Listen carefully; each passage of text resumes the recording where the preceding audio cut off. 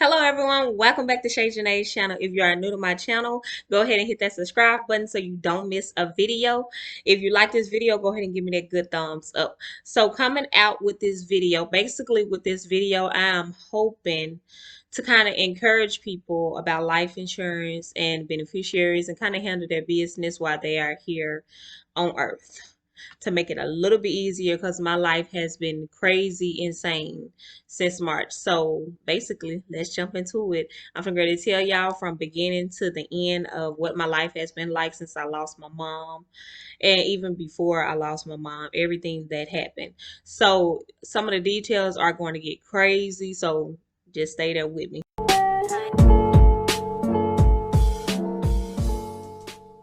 Jumping off, we just gonna start from the beginning. Jumping off, um, just in case I remember stuff while I'm talking, I'm gonna just add that in. So my time frame might not be right on what was where.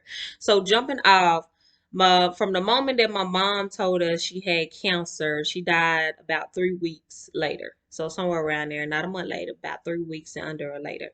So everything happens kind of fast. But when she first called, she said she had 2 years. So that's the mind frame we was working off of.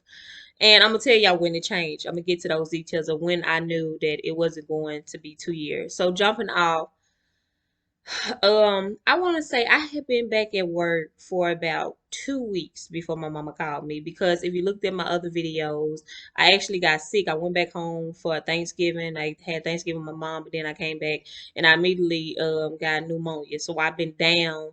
I had been down since November all the way into February. I had been at work all that time, sick as ever. I couldn't even come home for Christmas. So I was like sick. So I've been back at work about 2 weeks before she called me. And, I'm sitting on the couch. She called me and she was like, "Hey, Shayna, I have cancer." And she was like, "But I got 2 years to live. It's a treatable cancer." At first, I was numb because I'm like, "Are you freaking serious? Like, this is not happening. Like, this is freaking not happening. Like, did she really just call and say she got cancer?" So then the other part jumped into action mode because that's who I am. And I said, okay. So after we talked and I gave her some encouraging words, I said, "Mama, I don't want you to have to worry about bills and stuff like this, because I know that you've been taking care of my sister household bills and stuff since she was not working, and then she just had another baby, and you taking care of the kids and all this stuff. I know that you're using your income to take care of her." So I said, "Listen, she got to take her own. So she got to get a job. She got to do whatever she got to do. But at this point, I only care about you at this moment." So therefore, I immediately jumped into, dang there, you want to say mommy mode. Like, I'm finna to protect my mommy at all costs. So I jumped into mommy mode. Like, okay, let's talk about these bills. And she was like, her bills at her house and stuff like that. So I called the bank. I called her credit union first, and then I would talk to them, and I was like, "Hey, you told them what's going on. My mom in the hospital, and she has cancer. So this is what I need to do, because I'm in Texas and I'm finna really have to start paying these bills that's coming up. So I need access to her bank account, but I'm not gonna be there until the end of the week." And they told me to send somebody to come pick up the paperwork, get it signed by my mama. They could add me on that way, and then everything will be good. And I would just come in when I get there and give them my driver's license and stuff. So it was all working out. All I had to do was get somebody to come pick up the paper, and then get my mama to sign it, which everything was fine. Next thing is, I contact my boss, told him what was going on until I can get approved for FMLA. And, I got to find out who a doctor's is. You got to figure out the paperwork part before I call HR to do this, because once I call them, it's a deadline that this stuff has to be in. So I got to make sure I got the right people, since this is not like my normal primary care doctor. I got to get the right names, right people, and figure out who can sign these paperwork. So this is where my mind frame jumping, so I could be able to get on the highway, to be able, if she called me, she need me, if anything going on these next 2 years, I can be on the highway. So next thing you know, I called my sister. I said, "Hey, go collect all the bills, take a picture, send it to me. Let me figure out what these bills looking like."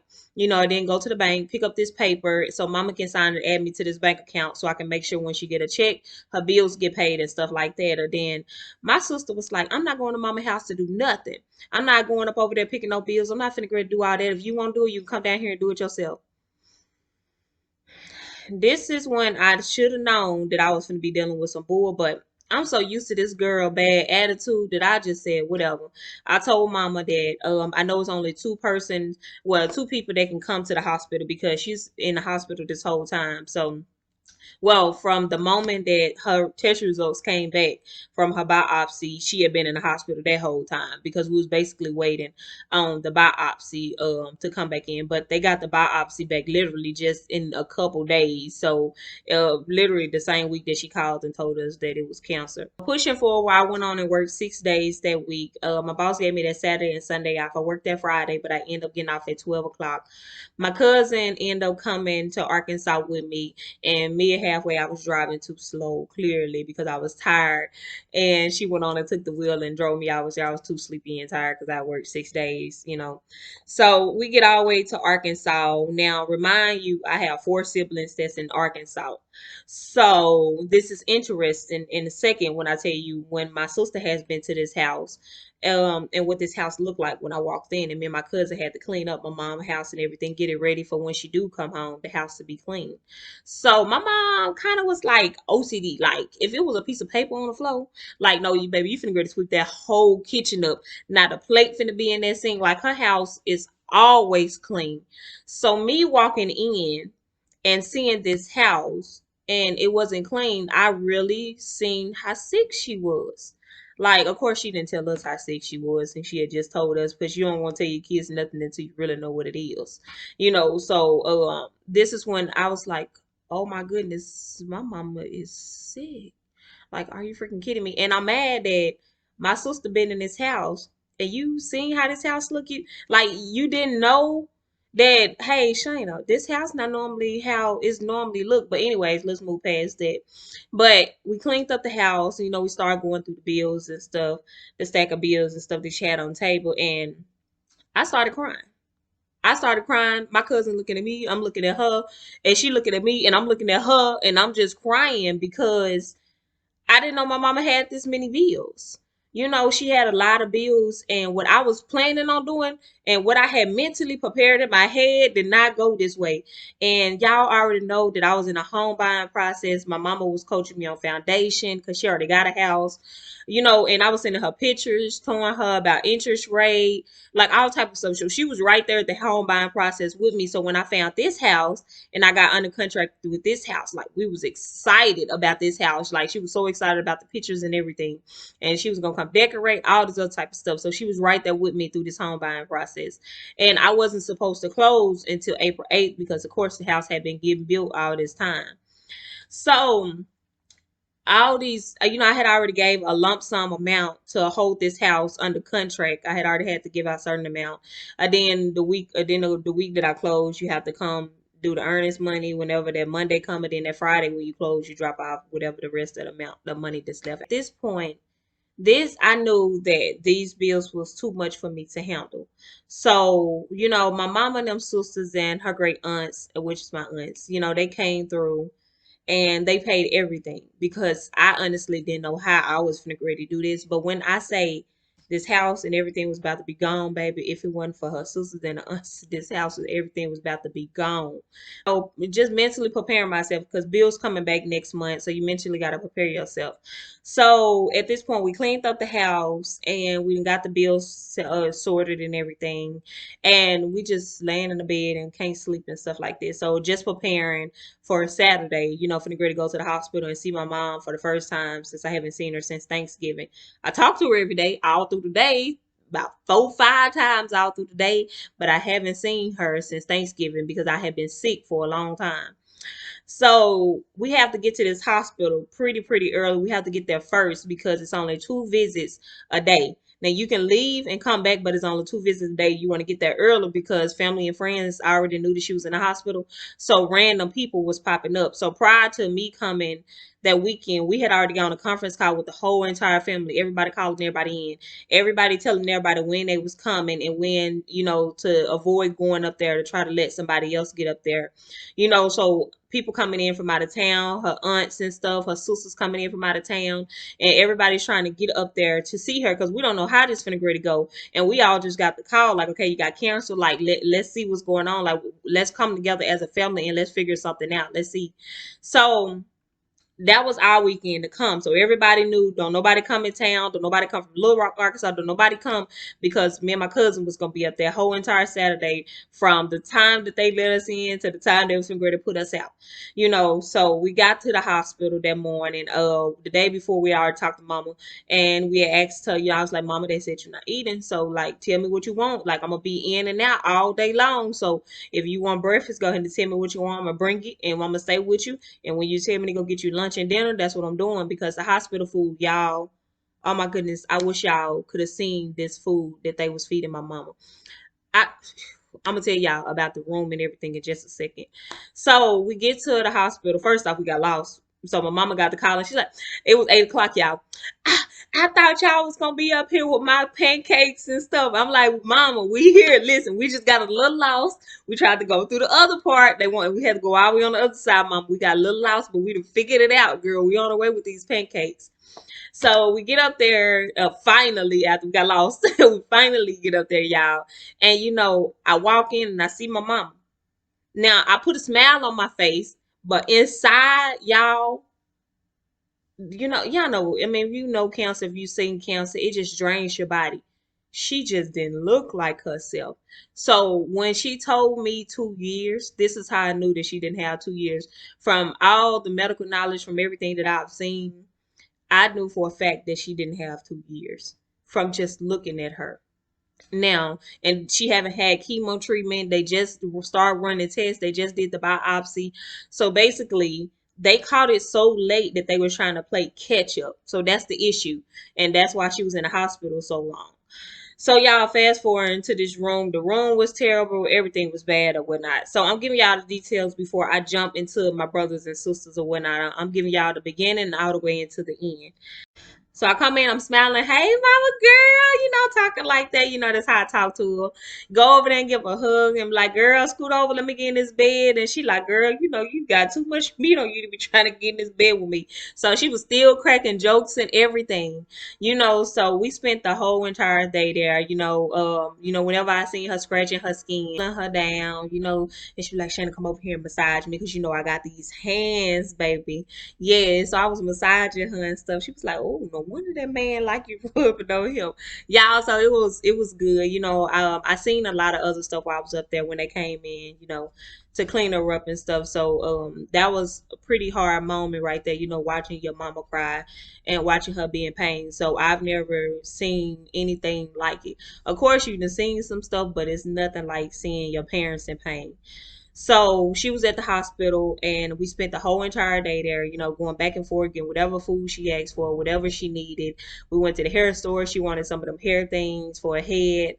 So we just did that and we just sat up there. We laughed with her. We prayed with her, and just kind of tried to take her mind off of it just for a little bit.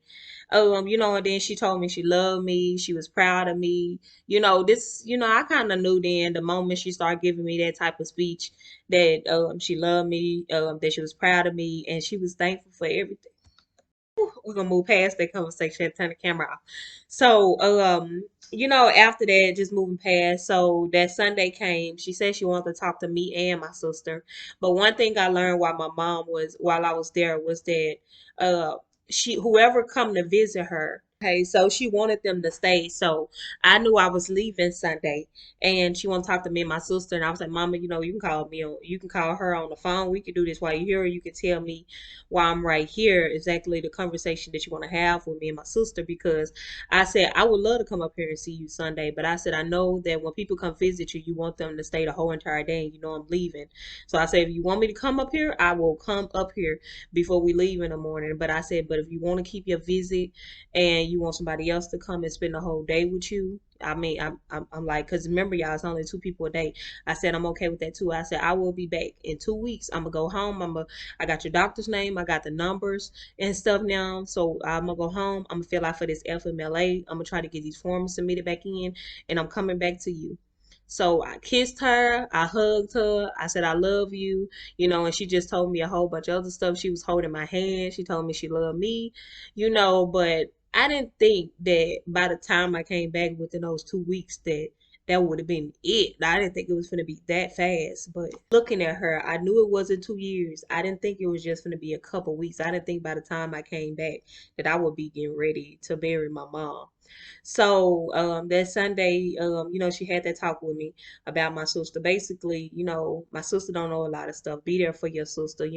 I know she got a bad attitude, but be there for your sister. And then talking to me about the life insurance policies. I need you to take over your brother's life insurance policies. So try to get those policies. So we had those talks and stuff. And this is kind of when I knew that I was like, okay, she don't have 2 years, but I didn't know how long she had, but I just knew it wasn't 2 years. So we packed up, we headed out Sunday, and she wanted my brother and my sister to come up there and talk to her that Sunday. So my brother and my sister got that Sunday to go up there, and I headed back home.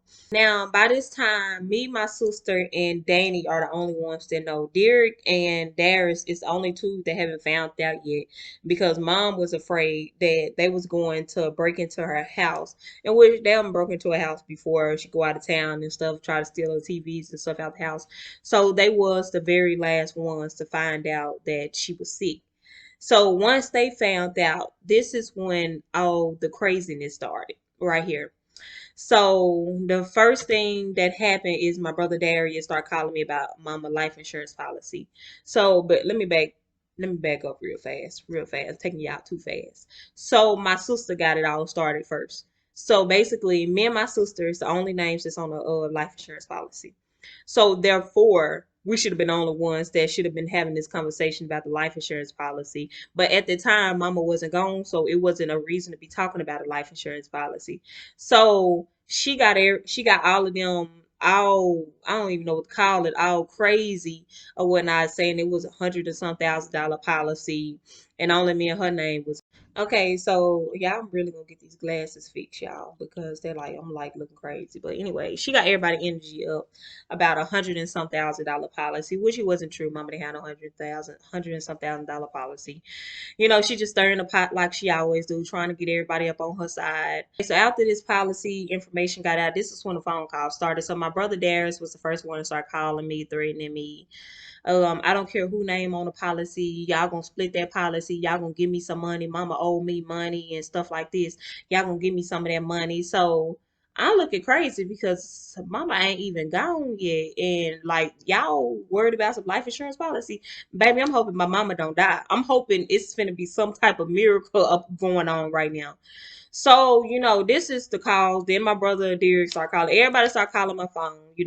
But I reached out to DJ first. So before the Sunday when he showed up with Ikeria, I did reach out to him first because he got a little bit more sense than the rest of them. I knew I couldn't tell them that mama didn't have 2 years. They wasn't ready for that type of conversation, but I knew he probably was. So I called him and I was like, whatever demons and whatever stuff you holding on from not talking to mom, I know a lot happened. So can you please come see your mama? Make amends, do whatever you got to do because DJ, I'm telling you now, she don't have 2 years. And he was like, okay. He was like, how you know? I said, when you come down here, you come look at mama. And then you make the decision if you really believe that she got 2 years or not. You come down here and you look. And that was the end of the conversation with him. So, like I said, back home those 2 weeks, all I received was threats, my sister talking to me crazy and stuff. Now, this is why my sister was mad at me because when my mama came home, so she stayed up there at the hospital. She came home. She wasn't even at home a week before she passed away.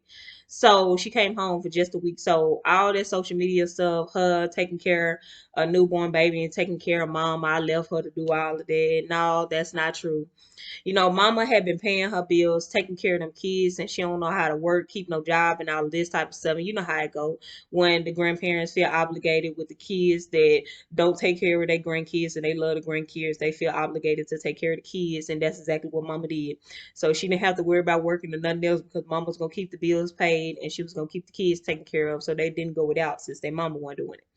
So therefore, this is when it was okay, Ikeria, because at this point, Mama just got home. It's okay. I'll be there at the end of the week. You can afford and you can take care of mama for a week. She's taking care of you your whole life. It ain't gonna kill you to take care of her week. So she was mad at me because as a sister, I always jumped in and saved her. But at this particular time, I couldn't do anything since I was out of town, and I'm waiting on the weekend to come, them 2 weeks, and I'm still waiting on FMLA to get improved and everything. So to come home. So this is why she was mad at me because I couldn't save her. So she had to see mama. You know, she had to see everything. She had to see mama crying. She had to see every single thing. And I couldn't save her. So this is why she took her anger out on me. This is why she called Carter retarded. This is why she said she was gonna spit in my face and she can't stand me. She don't like me. Be everything you can think of. Within these next 2 weeks, every single thing got through at me. Now, did I think it was gonna get worse once I came home? I did not. But it got worse. And I'm going to tell y'all everything that happened once I got home. So this is why she was mad at me because I could not come home to save her. And to be honest with you, I've always been there to save her. I'm actually happy I didn't come home to save her because if I would have came home, I would have gladly took care of my mom. If I knew she was up on her dying bed, baby, I would have gladly took care of my mom. I would have took care of her anyways, but I would have gladly took care of her. I would have been bathing her, greasing her up, talking to her, whatever I needed to do. And my sister, she would never have to do a thing. And that's exactly how I went because that's always how it be.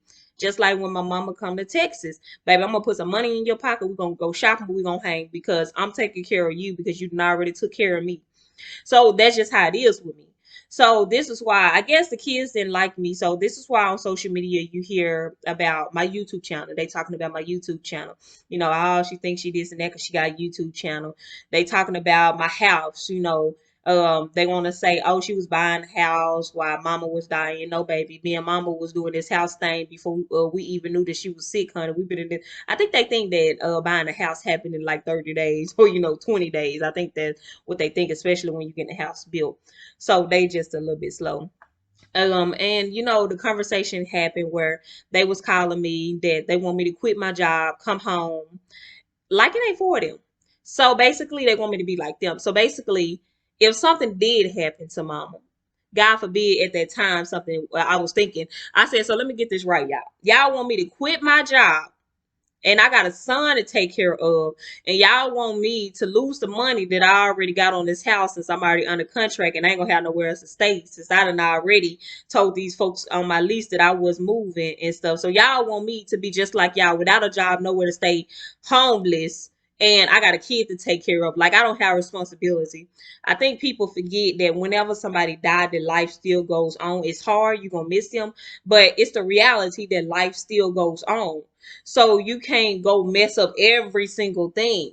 And I think that's what well, I know that's exactly what they want me to do because they told me you got to quit your job, forget your job, forget you getting that house.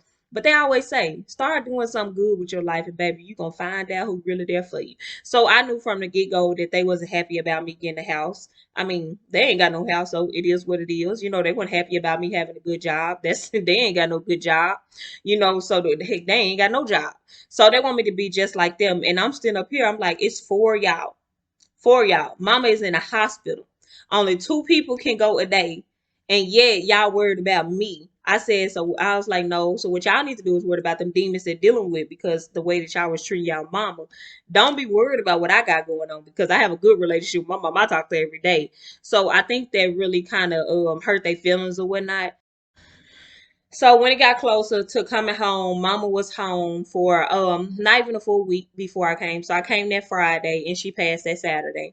So when I came that Friday, before I came, I had received so many doggone threats from my siblings and talking crazy that my mom's side of the family, which my aunties and everybody, and my daddy reached out and said, Shane, at this point, all of this is over a life insurance policy.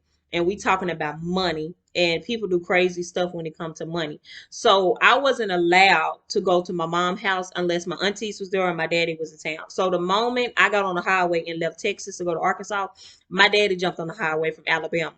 And I couldn't go to my mom's house until he got there. because I think my aunties was coming in later or they wasn't there yet. But I was basically ready to go to my mama's house, go see my mama and stuff. I haven't seen her going on about 2 weeks now, so I'm ready to see her, and I know how the week been going. I've been calling, checking in all week and stuff. My auntie from Oklahoma came in town to help take care of my mama whenever she came home. So my sister wasn't there long. She was there, of course, with my auntie and everything that came from out of town to help take care of my mama and stuff. So that Thursday night, she was in pain, so she ended up going back to the hospital. I had video chat her that Thursday night, but that Thursday doing video chat, this is when I knew that I was gonna really have to go home that Friday. I was video chatting her, and it's almost like she lost the eyesight. Like I was video chatting her, and I was trying to get her attention. And she was asking me, she said, "Is this you, Shayna? Is that you, Shayna?" And she was like, "I love you. I miss you. I miss you so much." And I was like, "Mama, I'll be there tomorrow. I'll be there tomorrow." And me and Carter gonna be there tomorrow to see you. Cause now she was finally at home. Cause remember she didn't get to see Carter because she was in the hospital and kids 12 years or older only in the hospital, so she didn't get to see Carter. So I was like, okay, I'm finna go to have to get on this highway. And plus it was the weekend that I was supposed to be going home anyway. So it was just gonna be a day early. So get on the highway Friday and I head home. I head there, but that Thursday night she was in pain, y'all. So she would have to go back to the hospital. So when I got there, I beat my daddy there, I think about 30 minutes or something, but she wasn't at home, so it's not like I could go there anyways. So my auntie said they haven't had another visitor at the hospital. So she was like, just come straight here, Shayna, just come here. So y'all, I go there, check in, go up there to the room, and I walk in, y'all. Nobody called and told me that my mama was in a coma. Like from the day before we was talking on the phone, she was telling me she loved me and missed me. By the time I got there, she was already in a coma. And so I'm looking crazy as ever up in the hospital, like, girl, I'm over there kissing on her and telling her I love her, talking to her. So we was up there for a little bit before they released her to go home. But when they released her to go home, I still couldn't go there until either my aunties was there or my dad was there because my brother and everybody, since all the threats and stuff, it is what it is. So end up going there. The first thing I noticed is my brother Darius was down the road. He was parked all the way down the road, and he was like, "Shayna, come here, let me talk to you." And he had a whole gun in his hand, as if my slow self was gonna walk down there. He must have thought I was real, real slow or something, and I was gonna walk down there. So I immediately just went in the house or whatnot. So just stayed there. All the family and stuff was there Friday. Everybody was there. Um, we had a good old time, laugh, talk. I went in there, I was talking to mama in the bed. Carter come up in there tapping on her foot. She opened her eyes up. I said, "Girl, that's just your baby," because her and Carter had a little thing where they throw toys at each other and they fight. So he actually went in there and chunked the toy at my mama leg. And I was like, "Carter, get up, stop." And then she opened up her eyes and said, "Girl, that's just your baby." He trying to figure out why you ain't fighting him because she love to fight the kids. So it was a good old time, y'all, until the end of the day when it was time for the girl to go. So everybody was leaving. So I couldn't stay in my mama's house because my brothers and everybody that was already over there. So I will start walking towards the car, and this is when my brother Darius walk up on me. "Shane, let's talk about this life insurance money." And then this is when all my aunties turned around, like, "Darius, gone on. Ain't nobody got time for that. Gone on with it." So I got mad because he started talking about the life insurance. "Mama owed me some money. I want my money. You gonna share some money with me?" And he was like, "Bad, baby." So I got mad. I was like, "Mama ain't even gone yet, and you worry about some money?" And then my auntie husband, everybody, "Shady, get in the car. Shady, get in the car." Everybody yelling at me, "Shady, get in the car." So I just go and get in the car and then leave. I'm like, God dang, all this stuff going on. I'm mad as heck. Like, mama ain't even gone yet and y'all worried about this doggone money. Like, give me my mama back. Give me her health back. Forget this doggone money. Y'all can have this money, baby. So y'all, I get in the car, I go ahead and go on to my best friend in them house because that's who I was staying with. And getting ready for the next day. So they called early that morning, and then they said my mama breathed and changed. This is when you hear the death rattle and stuff. So we already knew today was his day. So all the family, every family member we got, came up over there. But we did close it down to family only because we wanted people to remember her for how she looked, for who she was, and we want them to come in and just see her. So, The other stuff that I did, some people, my siblings probably got mad about it, but I didn't care. Her next door neighbor, I got her, because that was my mama friend, my mama best friend T, I called her, whenever that time frame came, making sure that she can come up over there and see her and everything. So this is how, I knew that that was the day, when they started saying death route, and we got a lot of nurses in the family. And, my auntie explaining to us, what's going on out of all her experience that she had. And this is probably going to be that her last day. So we had a moment of prayer, so basically the whole day we just spent it with family and stuff like that. All the family members coming in town and that was there. And out of nowhere, my brother decides to go to the backyard. My brother Deary goes to the backyard and start burning trash in the burrow. So maybe trying to take his mind off that his mom is dying in the house and stuff like that. Because by this time, of course, when she came home from the hospital, she was on hospice. So we already kind of knew what it was then. So it was so hot outside, he forgot to wet around the burrow. So how about a car passing by say, y'all backyard on fire? The backyard is on fire. And so we go back there, the whole goddamn backyard on fire, trampoline burning up everything. I said, at this point, they just need to put us on a TV show because ain't no way possible is this much drama going on in a family with these kids. So I was like, oh my goodness, like he done burnt up. I said, do y'all know how mad I would have been if we had to carry mama outside the house, baby, because the house catching on fire and it wasn't even nobody really outside in the yard. Everybody was in the house. So if that car went past by and them couple people went outside, we would never know nothing until the house was on fire. And I would have been too mad about us.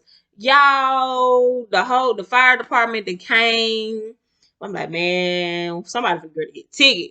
But my brother went on the left and stuff like that. So he ended up leaving and stuff. My sister cussing, they into it and stuff like that. She said, you get out, you need to leave. You out here doing stupid stuff. You burnt on my baby trampoline, God is okay, pushing forward. That night, when my mom took her last breath, um we had a moment of prayer and stuff like that afterwards. And even though my sister talked all of that stuff, called my baby retarded, everything in the book says she gonna spit on me and everything, I was there holding her while she was crying. Of course I was crying too, of course, but I was right there holding her, trying to be the bigger person, trying to be the big sister and trying to be nice and let stuff go. So, that's just who I am as a person. So my brother Darius ended up coming back. So he got sick. Derek was the only one that we couldn't find. DJ was there, of course. Derek was the only one that we couldn't find to come see mama before the funeral home came and got her. So immediately, this is when I knew that when a person died, business happens right then and right there.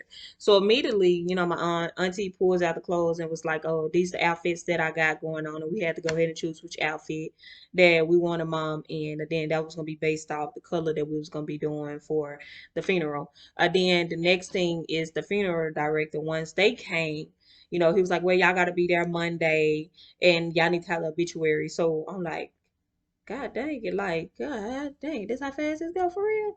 And I guess it makes sense since the next week you supposed to have a funeral. But I personally, since I ain't never had been somebody beneficiary, I didn't know that, all of this type of stuff happens real fast. So my story finna get even crazier as we go on. So that Sunday, me and my sister and my brother Danny go out to eat up in Little Rock, and my auntie called, so she wrote the obituary and stuff. Thank God she wrote the obituary, and was trying to read it to us, let us know if we need to critique if they need to critique anything, everything was fine. So my sister and brother just weren't having it; they didn't want to hear about it. So I listened to it. I told them it was good, everything sounded good, and I did as say that Mama wanted Chilton to sing, one of the person that worked at the Paradise. She wanted him to sing and to add him on or whatnot. So we did that. Oh no, I think I did that Monday. I get my days mixed up. Y'all, whatever. Just flow with it. But that's what happened though. So this Monday is when it started to be a bunch of bull. So my auntie go buy all the boys' clothes and get doing the sizes and stuff. So anyway, long story short, she called me to try to figure out if I could find Duck. So I'm driving around. Typically, he riding around, scooter bike somewhere. So I'm just hitting a couple blocks and I see him. I say, hey, come to the house. Auntie got some clothes that she wants you to try on. She bought your clothes for the funeral. And so he come there, y'all. Long story short, he tried this stuff on, and he ain't want to leave. Now we gotta be at this funeral home in a second now, in about 30 minutes. We just need him to try some clothes on. If it's good, we need to take it back, return it, what we need to do. And y'all, he wouldn't leave my mama house. He would not leave the house. I had to call the police. So my auntie went on to head over to the funeral home for me. I had to call the freaking police because he wouldn't leave the house. While he was outside talking to the police, I live here. I stay here. I sleep right there in that den. Police like, do you got a key? Do you know the alarm system? He like, no, but I stay here. This is my mama house. And while he out there fussing and doing all that, I locked the door. And he was like, man, she locked the door and stole my key all up in there. My stuff all up in there. I'll tell you when she never took it up in there. She should have got it out. And I get in my car and I go ahead and head to the funeral home because baby, today is not the day. Today is not the day. If it wasn't for my aunties being at this funeral home, I don't know what I would have did because I was still by myself, y'all. If it was not for my aunties being there with me, oh my goodness. Like picking out a casket, choosing flowers, signing your name. Yeah, I was numb the whole time at the funeral home, baby. I'm so thankful for my aunties because, ooh, baby, I would have been so lost. I wouldn't even know what flowers to get. So my mom and them had already called and made her arrangements already on what colors and what stuff, kind of give describing him what she want. And then also that day when I went through the bills, I actually found the program, so she knew she was sick. And she had already circled everything or whatnot that she wanted. So with what she told him and what I found, we just kind of put it together and then that's how the funeral got planned. So we pretty much got every single thing that she wanted. So getting prepared for this week because the funeral is going to be that Saturday. Remember y'all, this is Monday. So how did the rest of the week play out? Consistently, my brother's trying to break into my mama's house, police calling. I mean, the alarm people calling, police involvement every day. Still a lot of threats, still getting into it with people. So, okay, my brother Darius and Doug, they decides to call the locksmith one of these days. I can't remember what day it was. They decided to call the locksmith and tell the locksmith they forgot their key. And the locksmith come unlock the doors and everything, get him a copy of the key. And this is when the locksmith knew that he messed up because they couldn't punch the code in for the alarm system. So the alarm people called me since my number was on the alarm system, and they was like, I was like, go ahead and send out the police. They doing something, and I head over to my mom and them house. And when I get there, they in the house going through mail, going through paperwork and stuff like that or whatnot. And so now they got a key to the house. So now we got to move all this stuff out the house. So my mama left the house to who she left it to.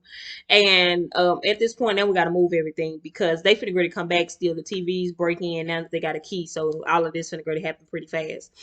So my sister and them said the only thing she wanted out the house was a bedroom. Said my brother said he wanted couches. Now, the one thing you know about my mama, she was a giving soul. So baby, she will give anything to you. So this is how we did this. We wasn't finna go to get on Facebook. We wasn't finna get on here and selling all this stuff because that's not who our mama was. So I don't know if her friend came by or if I contacted her. I think she just drove by and I had told her what was going on, and then she asked about the clothes and stuff, and I was like, okay, well, yeah, you can come here and get some clothes. We weren't finna do number donate them anyways. So let her come get the clothes. I contact one of her friends. Her friends came and got some shoes and some pictures and different stuff around the house. So the rest of the stuff went to storage until her brother was able to move in because he was at the hospital at the time, until he was able to move in, and then he could move everything back in. And we cut out the lights, we cut out the water, we took out the fridge, we took out the stove. So if they was breaking in, it wasn't going to be anything in there. All they kept doing is driving by all day long. So while we moving and stuff like that, well, I wasn't really moving. I was watching my cousin move because I wasn't lifting anything. But my sister abandoned me and my brother Danny abandoned. Now, once all of this happened, they wasn't over there messing with the house and stuff anymore. But it was a neighbor, y'all. How about the neighbor was still in power?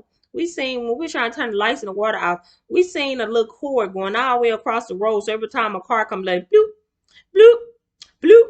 And the whole time, the neighbor across the road didn't have no license, was still in power from my mama's house. Ain't that some sick stuff, boy? That's some sick stuff, low. Damn, baby, low bit. I don't even know what day this was, but whatever day it was. But oh, it might have been that same day. Yeah, I think it was that same day because when they tried to break in, the police ended up coming. It was the same day when they tried to break in, but before we start moving everything, the police came and stuff out there, and my sister and them, I don't know how it happened, but I was out to talk to the police, and my sister was just screaming in the house, "He choking me! He choking me!" So we immediately run up in the house, and my brother Derek was choking her, or whatnot, and he wasn't choking her when we walked in. She was just saying that he was choking her. We didn't physically actually see it, but he was like, "Man, you was talking crazy to her and stuff like that," and she was basically talking crazy. Y'all up here doing all this stuff. Y'all know y'all weren't allowed at mama house and stuff. Y'all know y'all weren't supposed to be up over here.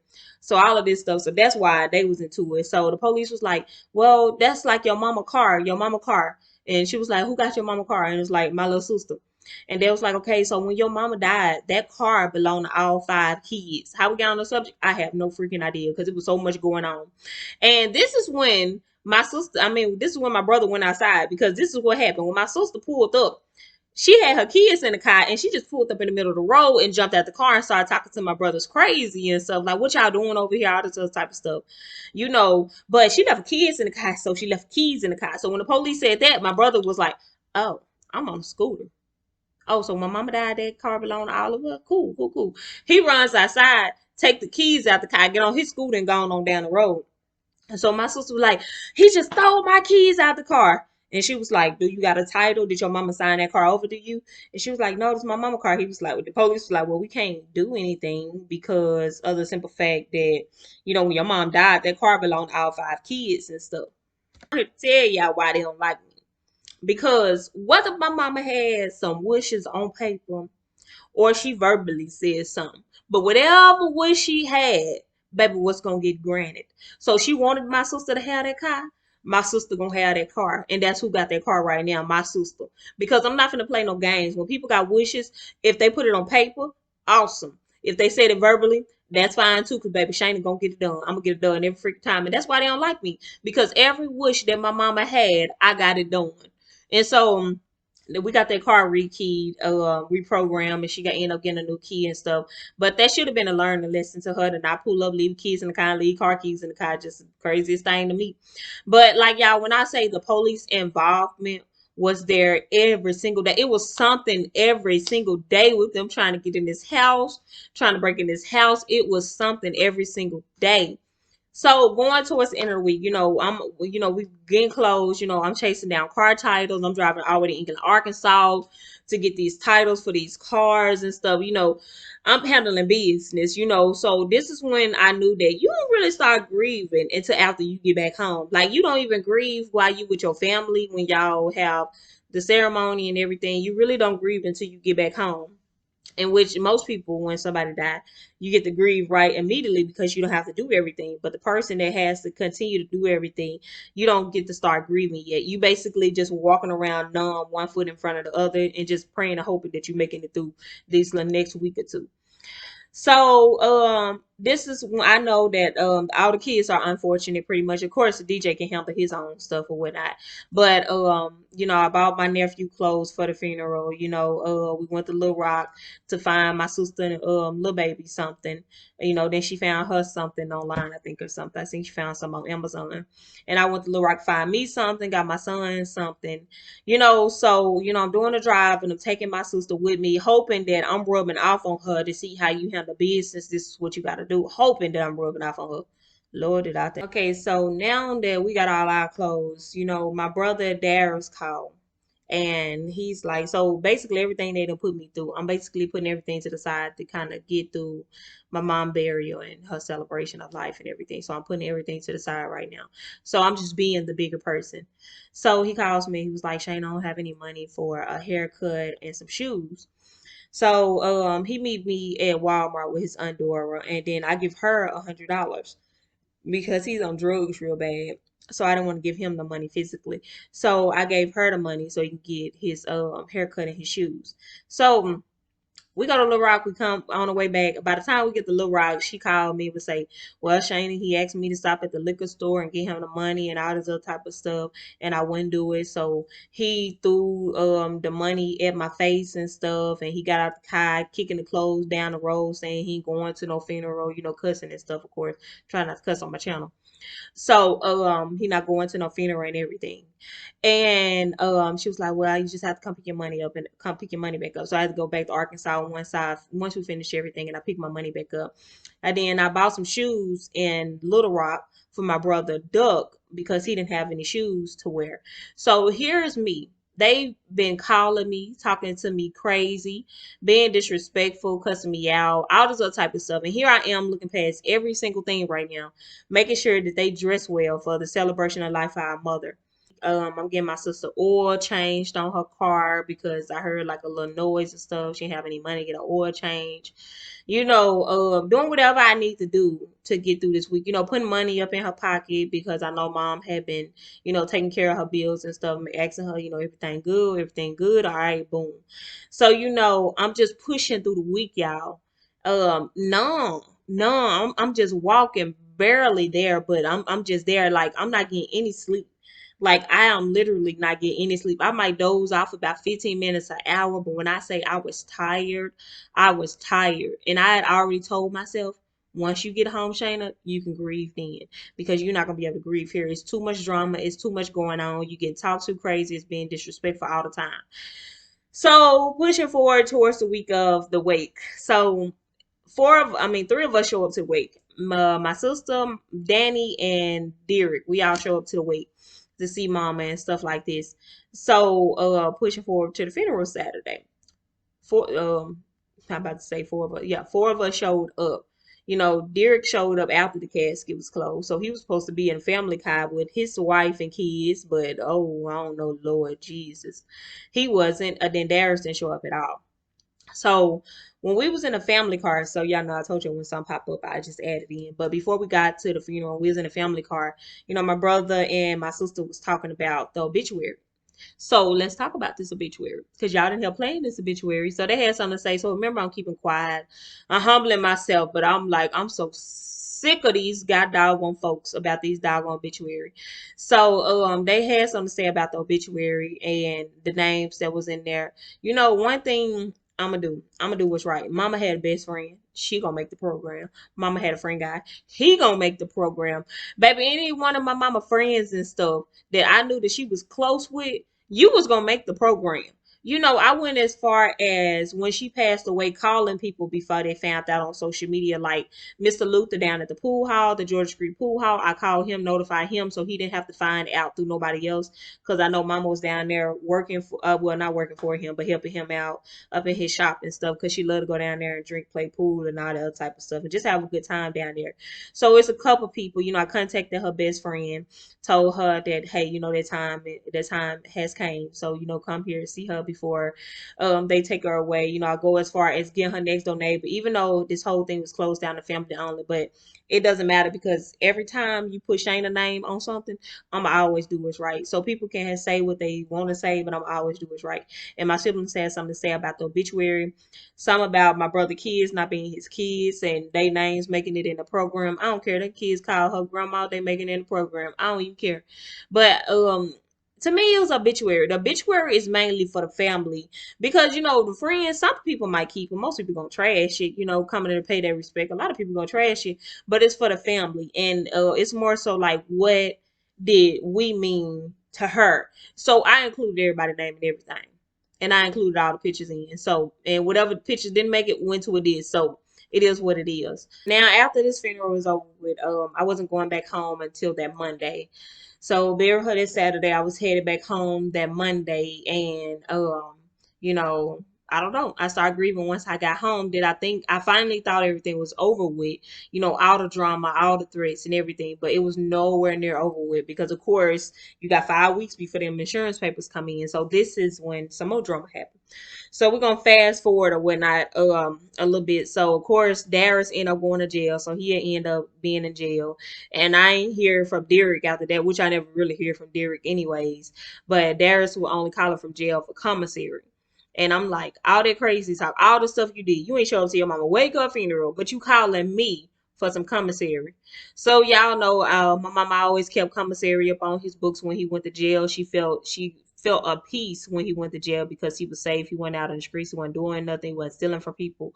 So, I went on and put some commentary up on there just for the sake of my mama, because it wasn't for the sake of me. Because if it was up to me, I had already said no. But it was my God, and then it was my mama, and then it was my best friend trying to tell me to do what was right, and whatever. I just went on and did it.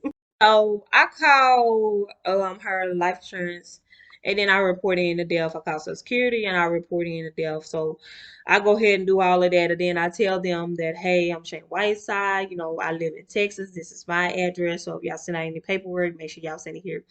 So one thing I've learned about life insurance is if they ask for an address, please give the correct address for where these people live. Do not put your address. My mama had my address as her address, and Lord Jesus, they keep sending everything to her address. Like, I live in Arkansas, and I've gave these people my address 50 million times.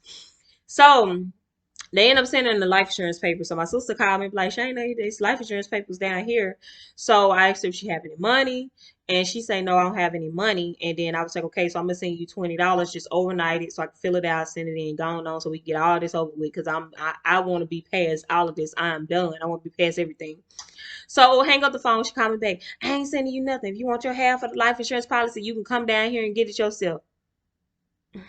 That sounded like the first time when she told me to come down and get them bills on. Yeah, I'm so sick of this little girl by this time.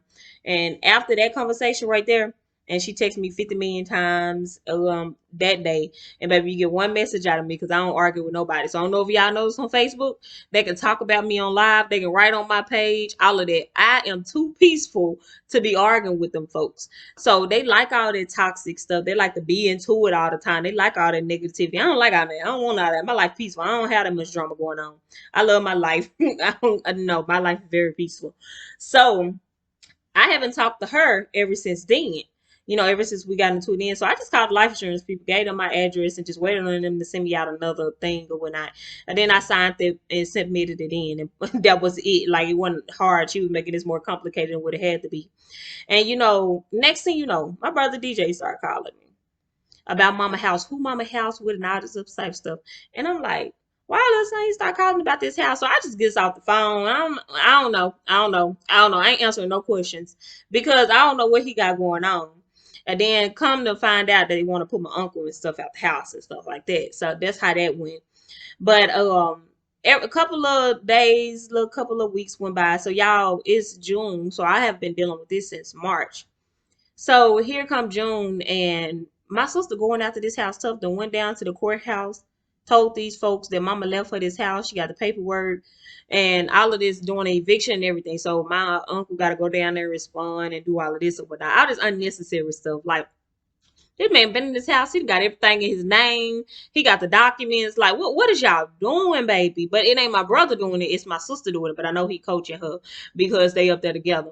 So long story short, they say she got put out of housing, or either she finna get put out of housing. I don't know, because I don't talk to the little girl. But clearly that's why all of a sudden she going after this house. Now, before my uncle got this house, because that's who my mama left it to, before he got this house, we looked at her and we said, "I hear you on housing with 2 kids. Is there any way possible you can get a job and be able to pay this mortgage, lights, water, and gas?" And she said, "No, mama died in this house. I don't want to live in this house. I can't be up over here." She just want her bedroom set. Well, the bedroom set out the old room that she used to have. And we're like, okay, that's it. And I guess now that she done got put off house and getting put off, however it's going to go, I don't know, child, because I don't talk to the girl. That she going after this house so tough now, because she called me and she was like, "ShayJanai, me and my kids not finna be homeless." And I hung up the phone because, first of all, I ain't recognized the number since she switched numbers. And I hung up the phone because I'm so sick of these doggone kids. Like, it's something every day. So I'm gonna tell y'all what made me come out on that video Friday. So I'm actually on my way to Arkansas. I'm thinking that I can slide in and slide out or whatnot, because I already told you how my family is. Once I'm to come in town, they call me, blow my phone up. "ShayJanai, you good? You safe? Everything good?" Because of all the threats that I was getting. But my brother Darius was in jail, but I'm still in tour with the rest of my siblings and stuff. So, and they taking this life insurance stuff very serious and stuff. So it is what it is. So I was gonna slide in to be there for my best friend funeral, and then I was coming back out. So y'all, this is what happened. They decide that they want to go over there and cause a whole bunch of commotion in my uncle's house. And, get him outside. And my uncle is sickly. I can't tell y'all what's wrong. That's his health business and stuff. Let's just say he's sickly. He just got out the hospital. They jump him. Now they did that because first off, my sister can't fight, and neither can my brother. They did that because they know already, the whole entire family already know that he's sickly and what's going on with him, and therefore they took advantage because no way possible if his kids was there they would have ever pulled something like that, baby. They would never ever pull something like that if his kids was there, but they did that because his kids wasn't there. And I'm fed up because this is my mama brother. She loved her brother and stuff like this. And this is how y'all acting up over this house that y'all can't do nothing with. It's still the same solution every time. Y'all can't do nothing. It's in the court's hands now that my sister done went to the court and the judge got to make a decision. And by y'all doing all of this, it ain't making it no better, baby. So they go over there and they do this. So I'm fed up because I've got disrespected. My kid got talked about. I'm done. Y'all out here acting crazy. Y'all lost y'all got doggone mind since y'all mama to died or something. Y'all out here worried about life insurance money. So after all the stuff they put me through, I'm pretty sure there's plenty of more stuff that I forgot about. I was fed up, baby. I was giving everybody the business at this point, and I came up with, like, you know what? I'm gonna let it all out, and then I'm gonna let them go. So I'm letting it all out, and then I'm letting them go. So officially, after this video, well, pretty much before this video, I've already blocked everybody up on my phone. I'm not answering no phone calls. I'm going to continue to live my peaceful life without these kids in there because first off, they weren't in there anyways. I was only tolerating them because we had the same mama. And now that our mom is going to have no complete reason to talk to them because they disrespectful, they negative, they got so much going on, and I got so much going on up here. I'm doing so good. Like, I don't need none of that up in my life, and I don't want to raise my son up around none of that. So therefore, I'm done. I'm letting go. I let everything out, and I'm letting go. So that's why I came out with that video up on Friday, because I was fed up after you start putting your hands up on people. Like, I'm done. Like, I'm done now. We're not working together no more. We not trying to work this out no more. I know my mom wanted the kids to come together, but we wasn't together before while she was here, and we wasn't gonna be together after. So before I end this video, if I can leave you with anything that I've learned, like I just said, well, if the kids wasn't together before, they probably not gonna be together after. When you're choosing your beneficiary, make sure it's somebody who's going to honor all of your wishes. And then if you want to leave money to other people, your beneficiary, that main person, leave them enough money to bury you and whatever money you plan on them having, and you need to create separate policies for everybody else. That way nobody bumps into nobody else. Nobody else has to wait up on each other. Because remember, you can't do anything with insurance policy until both terms they paperwork in. All it takes is for one person to hold something up. Now, when you got houses, jewelry and stuff, if you have jewelry right now that you want to be passed down, pass it down right now. Pass it down right now. If you have cars that you bought kids, once you get that title in, sell it to them for $0, baby. It saves a whole lot of time because, like I said in the video, if you was to pass away, that car belong to all kids. So therefore, they got all 5 kids gonna be fighting up over this car. All 3 kids gonna be fighting over the car. How many other kids that you got? They're gonna be fighting over this car. So whatever you got that's valuable and you want to pass it down, go ahead and pass it down now. I found out I had land in my name. I got land. I got a house in my name. I got all type of stuff in my name. I didn't find all of this out until afterwards. And this is just by me going through paperwork and finding the paperwork. So I didn't even know nothing about the houses. So now I have to keep up with the taxes on the houses and different stuff like that. When I had to pay taxes, all type of stuff I had to do when I found out about these houses. Let's get you a power attorney, somebody who can handle your medical and everything else. So get you a power attorney. Get you a living will, whatever your wishes is. You can get you a living will, living medical will, whether you want to be, if something was to happen to you, you want to have all necessary, everything done for you, or you want DNR, you want to do not resuscitate, you want to just be let go. Get you a living will, because baby, sometimes these people will put the plugs on you for these insurance claims. So you need a whole entire living will. So when I came home, I did a whole bunch. I even called my daddy going through all of this. Daddy, you got life insurance? Okay, who your life insurance with? If you got me as a beneficiary, put me by myself. And I probably won't even get into it with my daddy's wife and none of his side of the family because we all close and stuff. Because actually talk to them. But I don't even want to find out because people be switching up. They true colors come out when it come with this money and stuff. So I don't be want to know. So I'm like, we good? You good? You got your life insurance? You got life insurance? You show? I bet. Cool, cool, cool. And I'm like, where you want to be buried at? And he tell me where you want to be buried at. And I would have never thought to have this conversation, to be honest with you. But after what I just went through, baby, we finna have this conversation. So I'm like, Daddy, tell me all your wishes, because whatever it is, that's what's gonna be granted. But he a man, so he don't care about color, stuff like that or whatnot. He just say that he just want to be buried in Arkansas. But his grandparents, they old school, so they already got their plots and stuff. So I'm like, cool, everything taken care of, boom. So I actually had that conversation. I came home, I learned how important it is to add somebody to your bank account to be able to access that money, especially if you have a job and you got checks coming in. Somebody needs to be able to access that money, you know, um, as far as making sure my son is taken care of if something was to happen to me, and splitting up my policy. I had everybody name on one big policy.